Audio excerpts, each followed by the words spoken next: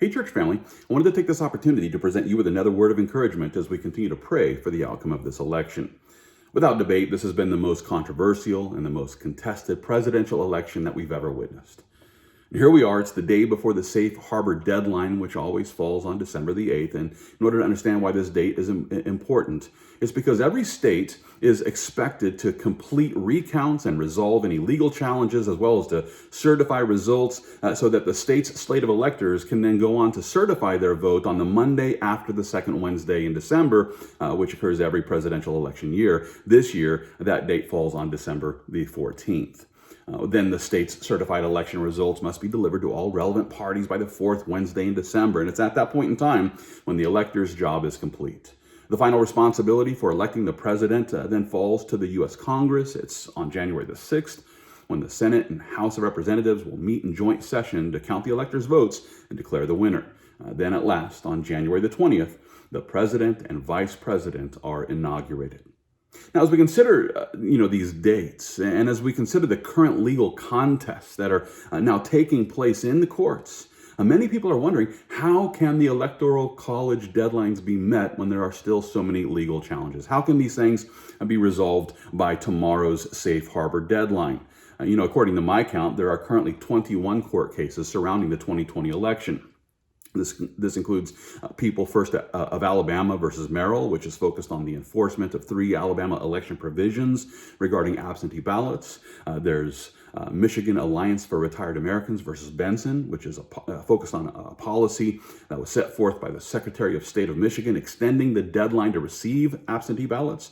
There's Hotes versus Hollins, which is focused on the issue surrounding drive-through voting that occurred there in Harris County, Texas. And then there's Trump versus Bookvar, which is focused on Pennsylvania's elections accommodations, which alleviated signature matching requirements for absentee ballots, as well as the lifting of restrictions on employing out-of-county poll workers, thereby violating state election law and the U.S. Constitution. Now, these are just 4 of the 21 election-based court cases that are currently taking place. And so it's hard to imagine that all of this is going to be resolved by tomorrow's deadline.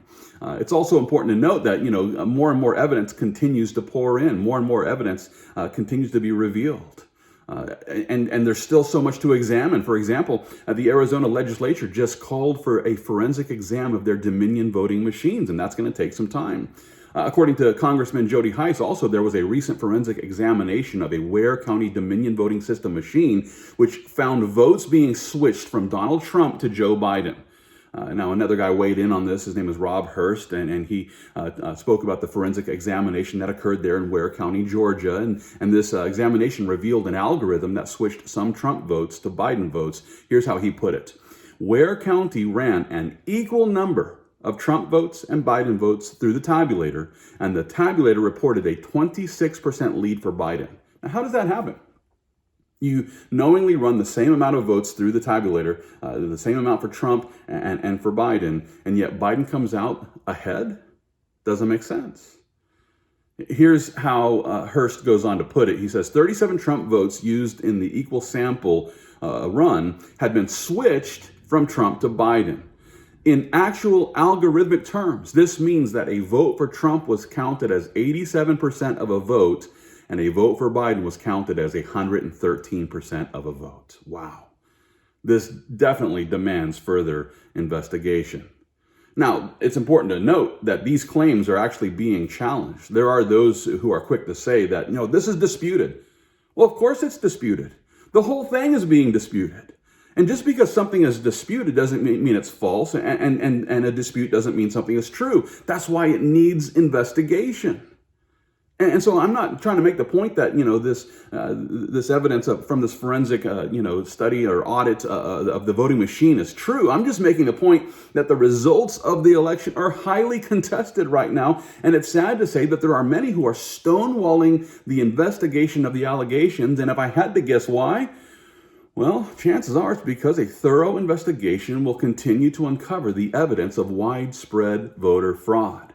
And I'm guessing that there are some who think that if they can just stonewall all of these investigations, then we'll start hitting these electoral college deadlines and we'll just have to move on and just, announce a victor anyway. Well, thankfully, tomorrow's safe harbor deadline isn't as rigid as some try to make it seem.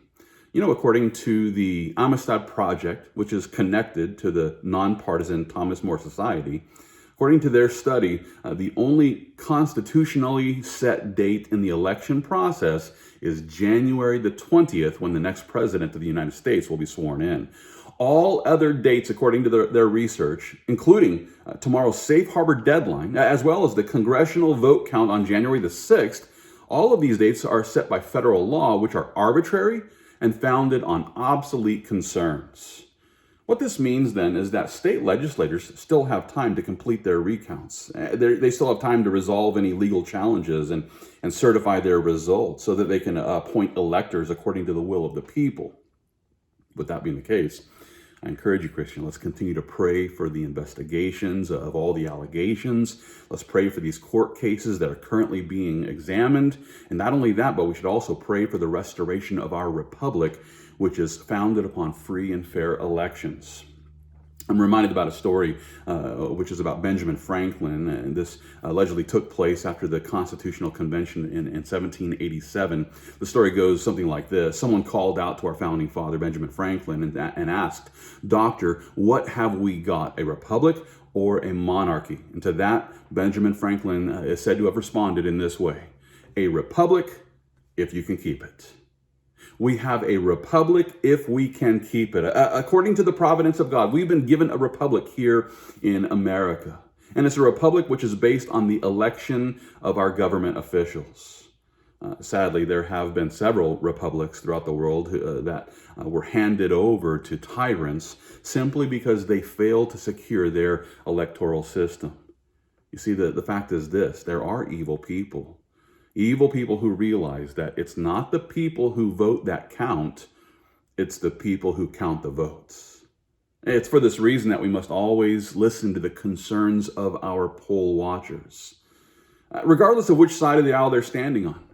It doesn't matter which side of the aisle they're standing on. If there are poll watchers who are concerned about what's happening there in the count, we must take the time to investigate the allegations of voter fraud so that we can maintain the republic that we've been given. Finally, I encourage you, let's pray for the judges, let's pray for the lawyers, let's pray for the legislatures who are examining all of the evidence. Let's pray for conclusive proof, which will most certainly confirm beyond a shadow of a doubt which candidate actually won this election. And let's pray for our nation.